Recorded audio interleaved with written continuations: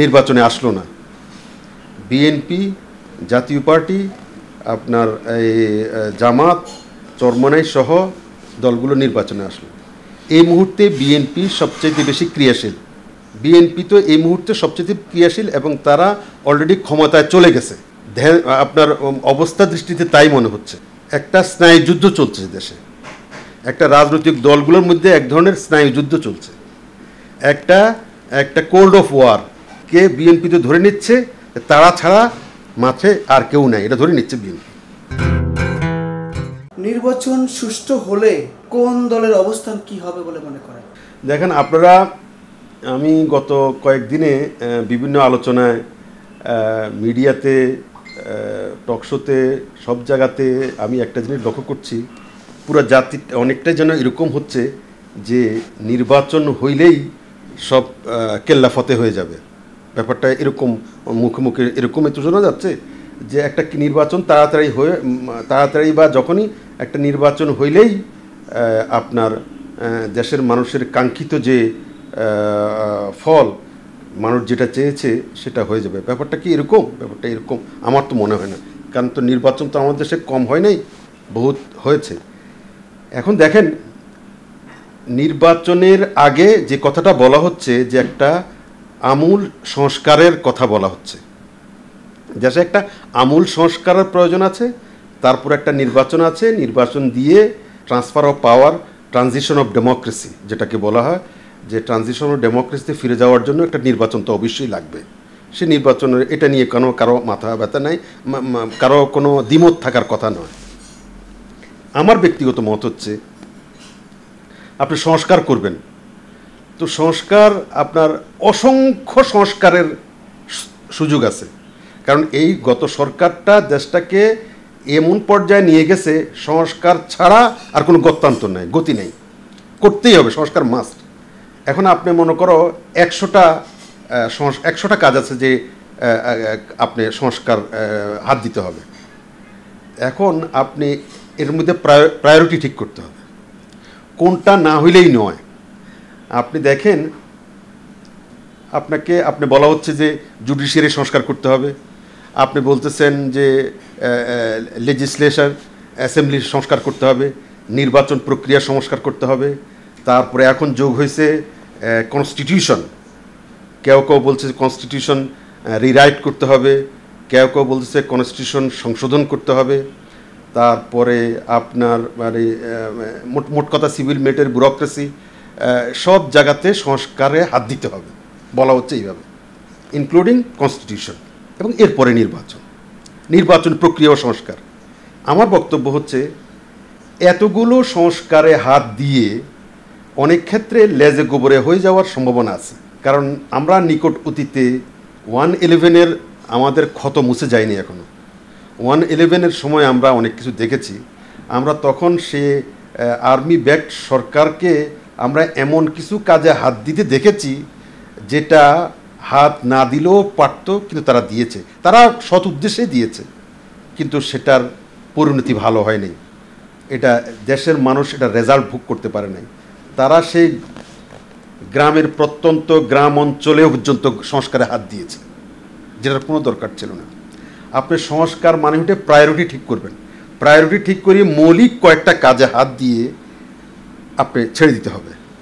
এখন মৌলিক কাজ বলতে কি বোঝায়, আমি আমার ব্যক্তিগত আমার অভিমত, আমাদের রাজনৈতিক কালচার সংস্কার করাটা হলো 1 নম্বর এজেন্ডা হওয়া উচিত, আমার ব্যক্তিগত মত।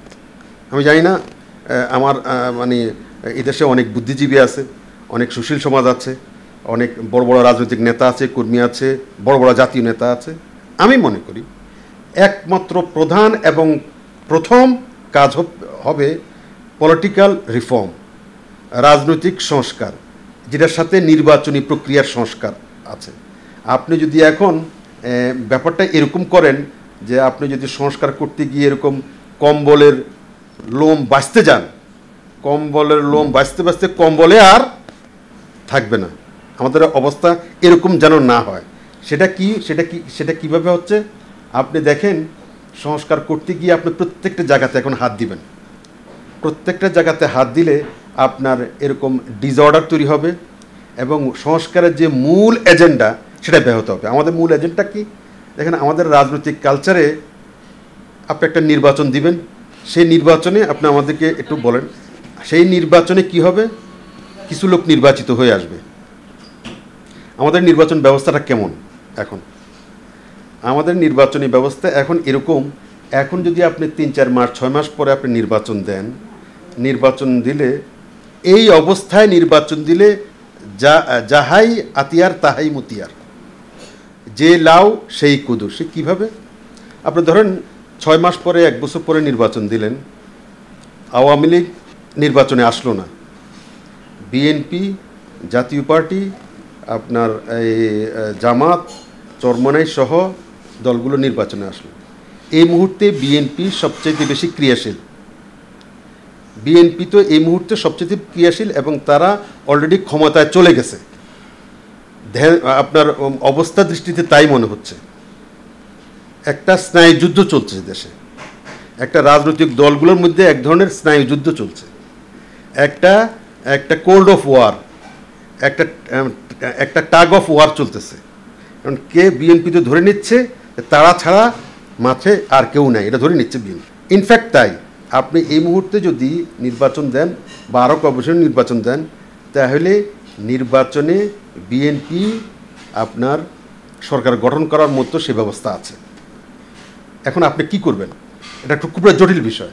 যারা আন্দোলন করেছে তাদের একটা উদ্দেশ্যে আন্দোলন করেছে, তাদের আন্দোলনের ধরনে, তাদের ন্যারেশনে, তাদের বক্তব্যে, তাদের যে উচ্চারণে এবং তাদের এই গত কয়েকদিনের তাদের যে দেয়াল লেখনের বক্তব্যে, তাদের যে গ্রাফিতি, বিভিন্ন জায়গাতে তারা যে গ্রাফিতি করেছে, দেয়াল লিখন করেছে, তারা যে বক্তব্য দিচ্ছে, এই বক্তব্যে আমরা পরিষ্কার বুঝতে পারি দেশের মানুষ যে তারা এক নির্যাতক থেকে আরেক নির্যাতকে যাইতে চায় না। এটা আপনাকে মানুষ হিসেবে আমাদেরকে বুঝতে হবে। এটা তারা অনেকেই দেখি আমি ফেসবুকে লেখে যে আমরা আমরা নৌকা ডুবাইছি, অর্থ এই নয় যে ধানের চাষ করব। এগুলো এদের বক্তব্য এবং সাধারণ মানুষ এটাকে সাপোর্ট দিচ্ছে, প্রচুর হাঁ আসতেছে। এটা যখন কেউ পোস্ট করে, সেই পোস্টের মধ্যে হুমড়ি খাইয়া লক্ষ লক্ষ ভিউয়ার্স হচ্ছে। তার মানেটা কি? আপনাকে এটা তার মানেটা কি? তার মানেটা হচ্ছে জন আকাঙ্ক্ষাটা কি, জন ইচ্ছাটা কি? জন ইচ্ছাটা হচ্ছে তারা একটা পরিবর্তন চায়, তারা একটা ফ্রেশ ব্লাড চায়। তারা যে ট্রেডিশনাল যে পদ্ধতিতে যে অবস্থায় দেশে রাজনীতি চলছে দীর্ঘদিন থেকে, এবং যেটা গত 15 বছরে মানে একটা দানবীয় আকার ধারণ করেছে, গত 15 বছরে স্বৈরাচারী আকার ধারণ করেছে, ফেসিবাদী আকার ধারণ করেছে, যেটা একটা শয়তানি রাষ্ট্রে পরিণত হয়েছে, এটার থেকে তার পরিত্রাণ চায়।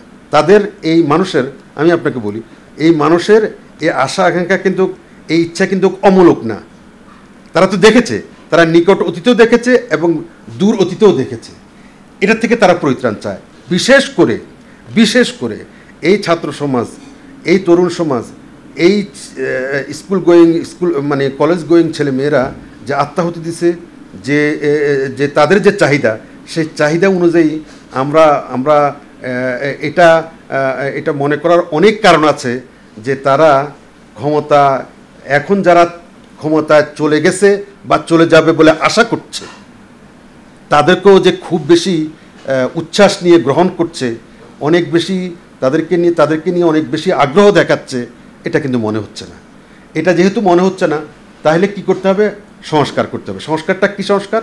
সংস্কারটা হচ্ছে রাজনৈতিক সংস্কার, নির্বাচনী সংস্কার। আপনি কীভাবে করবেন? আপনি এরপরে একটা নির্বাচন হইলে দেখবেন আপনি নমিনেশন, গত সরকারের আমলে 300 জন নমিনেশন দিয়েছে, অধিকাংশ নমিনেশন দিয়েছে এই ব্যবসায়ীদেরকে, কালো টাকার মালিকদেরকে, মাস্তানদেরকে, লুটেরাদেরকে, তারপরে আপনার মানে চোরা কারবারিদেরকে, তারপরে আপনার বালু খেকো, তারপরে সরকারি সম্পত্তি খেকো, তারপরে আপনার আদম ব্যবসায়ী, যারা আদম নিয়ে ব্যবসা করে, মানুষ নিয়ে ব্যবসা করে, এদেরকে নমিনেশন দিয়েছে। এবং সোজা কথা, সমাজে ঘৃণিত লোকগুলোকে নমিনেশন দিয়ে এমপি মন্ত্রী হয়েছে। আগামী দিনে মানুষের মধ্যে তো এই ধারণাটা আছে যে রাজনৈতিক দলগুলো, আমাকে একটু শুনেন, রাজনৈতিক দলগুলো তারা নির্বাচনের বৈতরণী পার হওয়ার জন্য সেই একই ব্যবস্থা চালু করে কিনা। কারণ আগামী দিনে এটার থেকে পরিত্রাণ এত সোজা নয়। আপনার সাংগঠনিকভাবে 3টা দল ছাড়া বাংলাদেশে খুব একটা দল নাই সাংগঠনিকভাবে যাদের ভিত্তি আছে। প্রথম ভিত্তি আছে সাংগঠনিক ভিত্তি বিএনপির। বিএনপিতে আগামী দিনে নমিনেশন পাওয়ার জন্য হুমরেখাই পড়বে, কারণ বিএনপিতে নমিনেশন নেওয়া মানে এমপি। তো হুমরেখায় পড়লে আপনি সেখানে নমিনেশন দেওয়ার ক্ষেত্রে আপনি কিভাবে বাদ বিচার করবেন, এবং সেখানে কোটি কোটি টাকার খেলা হবে। কোটি কোটি টাকার খেলা অতীতে যেমন হয়েছে, আগামী মনে করিয়েন না যে সেটার খেলা বন্ধ হয়ে গেছে, সেই খেলা এখনও হবে। কারণ টাকা ছাড়া যে দল হয় না, টাকা ছাড়া যে আপনার দলগুলো অনেক ভালো কাজ করতে পারে না, এটা তো তারা নিজেরা ভুক্তভোগী। সুতরাং টাকা তো লাগবে। তো টাকা যখন আপনি নেবেন তখন আপনি নমিনেশন দিতে হবে। আপনার সামনে আপনার ইচ্ছা কি যে যেন তেন করে হলেও নির্বাচনে জয়ী হয়ে আসা, তারপরে আপনার সংস্কার করবেন। কিন্তু আমার মতে এই পদ্ধতি অবলম্বন করলে আমরা যে অবস্থায় আছি সেই অবস্থায় থেকে যাব। আমরা কী বলে এটাকে, কাঙ্ক্ষিত ফল আমরা পাবো না। আমি একটা উদাহরণ দিচ্ছি। বাংলাদেশে এখন যারা বিরোধী, এই যে গত 18 বছরে যারা বিরোধী রাজনীতি করছেন, আমি নাম ধরে ধরে যদি বলি, এই যে মান্না ভাইরা, এই যে জুনায়েদ সাকিরা, এই যে 5 দলের মধ্যে যারা অনেক ভালো ভালো